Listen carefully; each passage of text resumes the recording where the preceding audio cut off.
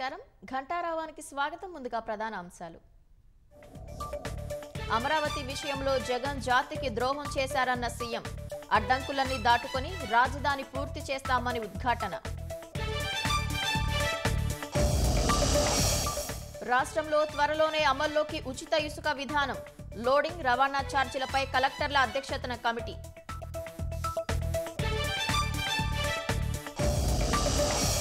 ప్రధాని మోదీతో రేపు ఉదయం చంద్రబాబు భేటీ పోలవరం అమరావతి రాష్ట్ర ఆర్థిక పరిస్థితిపై చర్చ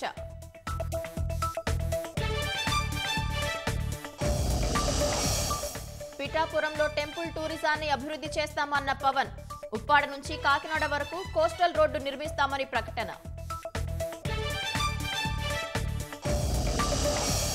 టెట్ డిఎస్సీలకు సన్నద్ధమయ్యేందుకు మరింత సమయం త్వరలో కొత్త తేదీలు ప్రకటించనున్న ప్రభుత్వం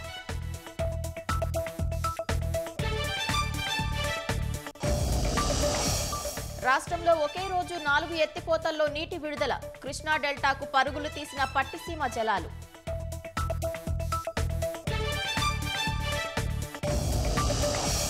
జగన్ కేసుల్లో ఎలాంటి పురోగతి లేదన్న తెలంగాణ హైకోర్టు సిబిఐ కోర్టులో ఇకపై రోజువారీ విచారణ జరపాలని ఆదేశం